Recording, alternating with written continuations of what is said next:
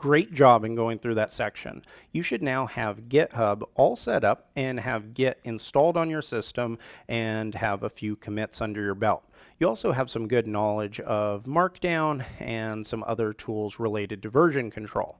Now, with all of that being said, in this deep dive, what I want to do is take an even deeper look at what version control is and then how it can be used in a professional setting. So being able to create commits and add commit messages and things like that are great, especially if you're working on your own projects. But if you're working in a team environment, there are some other tools such as being able to create branches, be able to reserve or take care of merge conflicts. One thing that you'll discover is merge conflicts occur when you and another developer push up to the same code file. We're going to walk through how to fix a merge conflict along with a number of other things related to version control. So let's jump into the demo.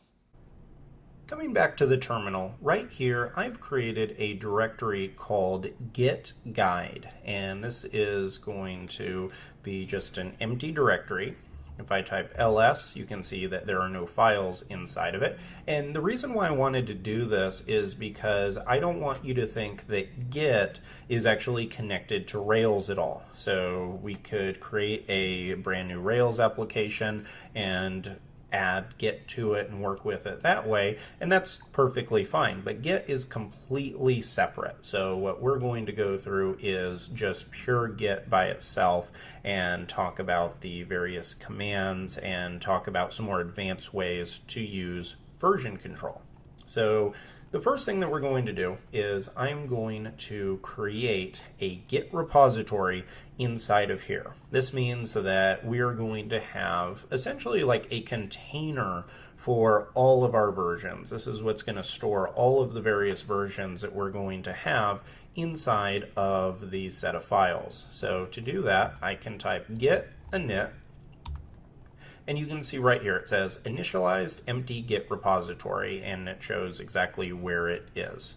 So now that we have that, I can start adding files. So I'm going to say touch, I'll say file 1.rb, I'll say file 2.text, txt, and file 3. This one could be HTML. It doesn't really matter. I'm just going to create these. And now if I type ls, we have 3 files, and all these files are empty, which is perfectly fine. And so now if I type git status, you'll see that it now says that we're on branch master, and we'll talk about what that means here shortly, and that we're in the initial commit mode and that we have 3 untracked files. Now there's a few ways that we can track files, and what tracking files means is that we can put them kind of in a holding pattern to decide if we want to commit them. And there's a couple ways of doing it. We've already talked about it a little bit, but in order to add a single file, you can say git add and then just pass in the file. So I can just start typing it, and I'm going to say I want to do file 1.rb. Now if I hit return and then type git status, you can see that now that one's marked as green, and it says that it is a change that is ready to be committed and that we have a couple untracked files. So that is perfect. That is a way that you would want to do this if you wanted to go one file at a time, and there are plenty of circumstances where you do want to do that.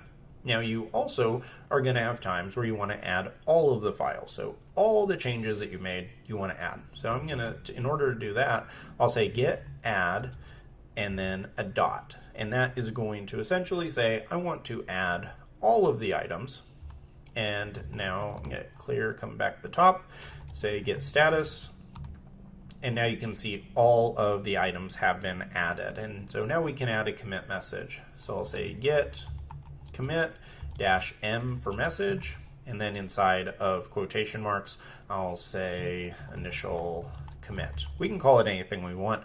This message is for you and for any other developers that are looking at your code so that you can say exactly what's going on. So when I do that, you can see that our commit has occurred. And now if I type git status, everything is cleared. It says nothing to commit.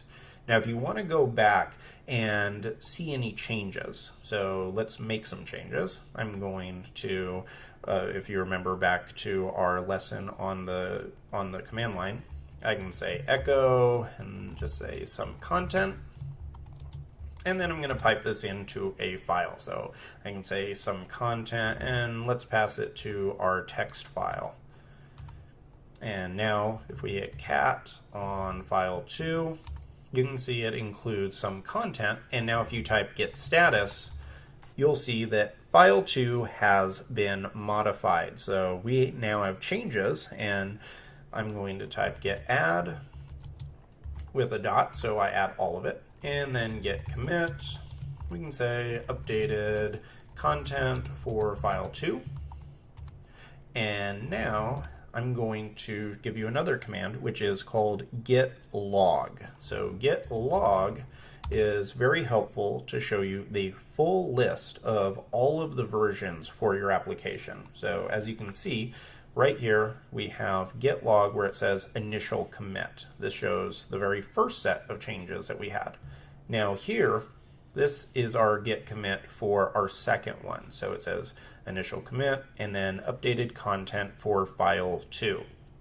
And if we made a third change and a fourth and fifth, it would just keep on adding right here. So this gives us the ability to see all of that.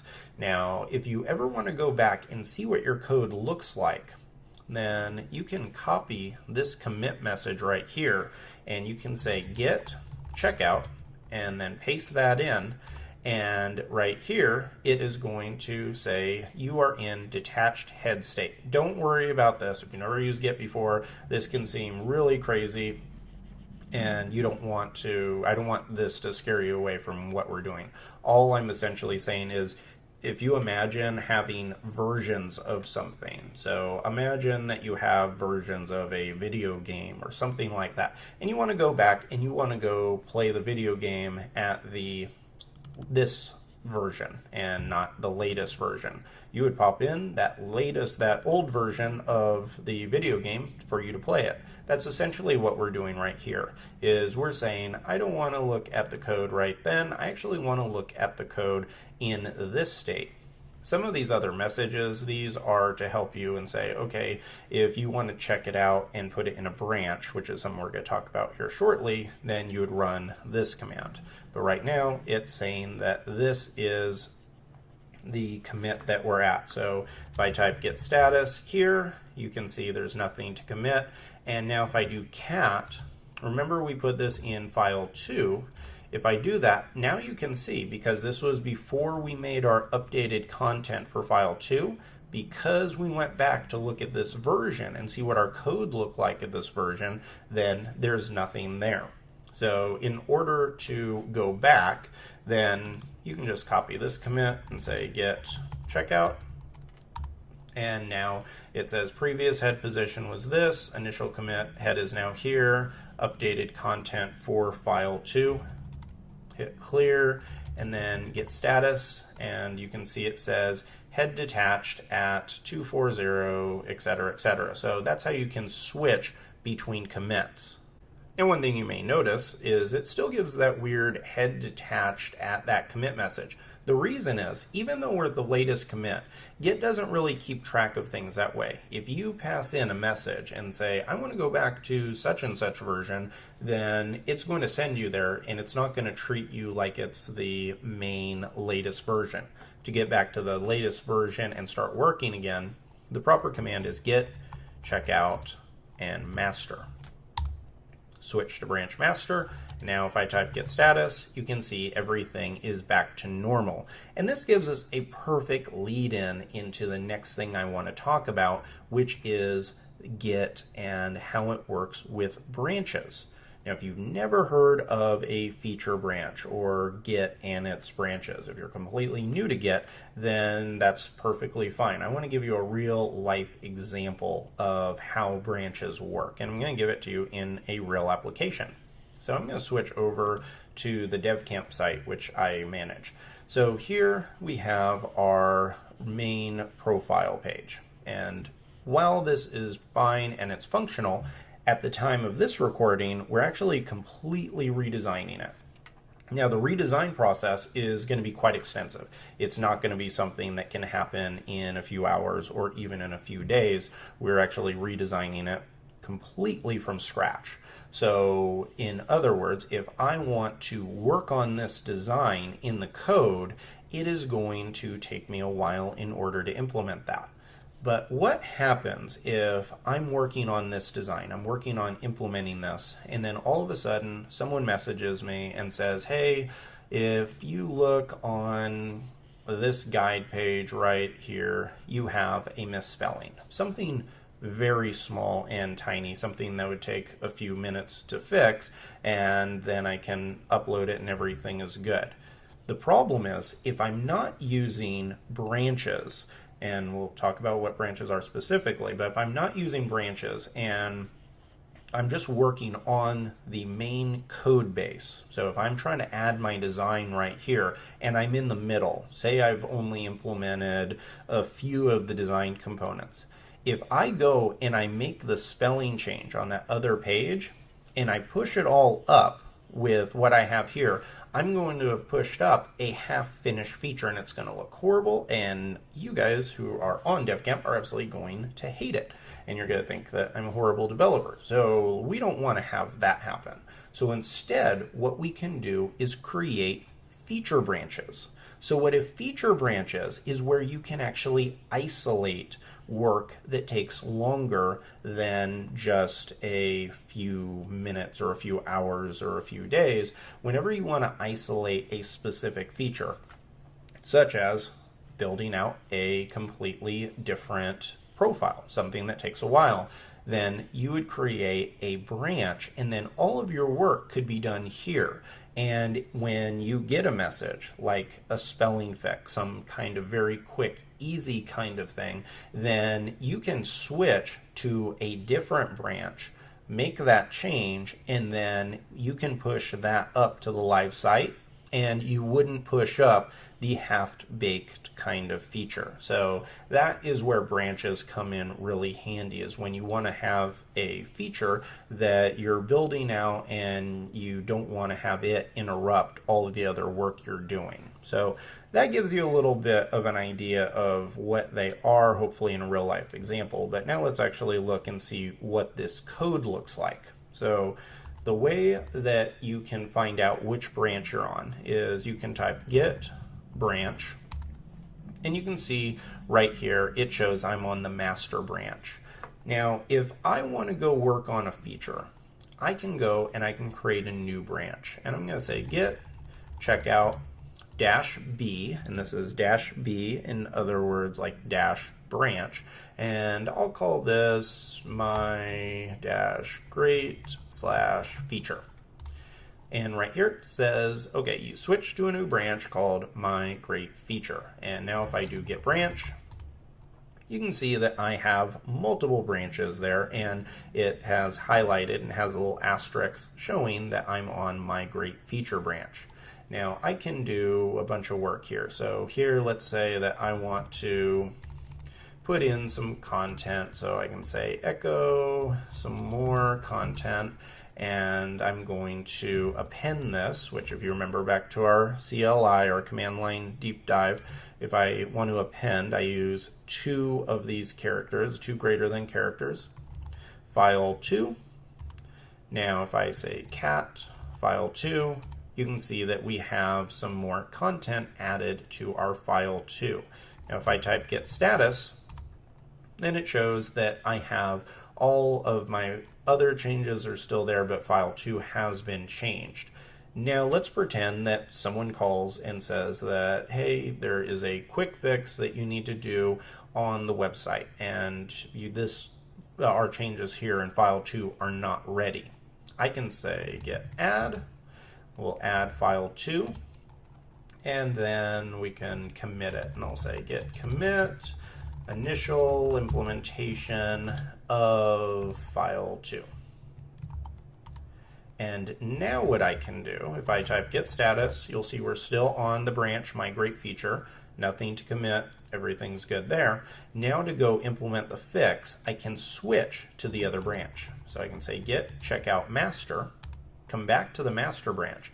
Now watch what happens. If I say cat file2, you can see that it did not take in the other changes. So all of the changes that I made in my great feature are not here. So this is how, if you have to come and make a quick change and then push that change up, this is how you can do it. And if you have some other feature you're building that's not quite ready for production, then you can do this and it'll let you have multiple feature branches that you're working on without really having conflicts. Now, don't worry if this is still a little bit fuzzy. Throughout the rest of this course, we're actually going to be using get branches in every single section. So hopefully by the end of the entire course, you'll become very familiar with this process. So we're going to follow a workflow where whenever we start a new feature, and it could be a new feature that lasts a single guide, or it could be a feature that lasts for an entire section. We're going to create a feature branch and then we're going to eventually merge it in, and that's what I want to show next. So now, let's say that I do git check out my great feature, and let's say that we're finally ready to make our final changes. So I can say echo last items and append that to file2. Now we can say that we have this feature finished. So git commit finished file2 feature, and everything is done. Git status, everything is clear. So the way that we can merge this in, so say that we've finished the feature, it's good to go, we're ready to merge it in with our master branch, with our main application branch.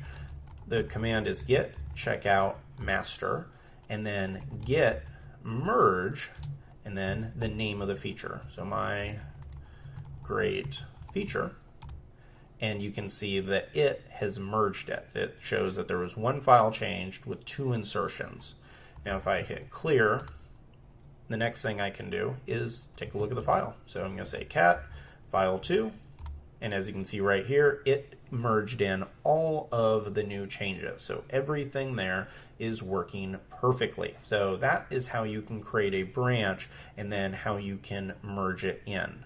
Now, the next thing I'm going to talk about is working with remotes. So we talked about how in an earlier episode, this section, we talked about how you can create a GitHub account and how you can create a repository. Let's go through and let's actually go and do that again with our new application. It's not really an application, just with our empty directory.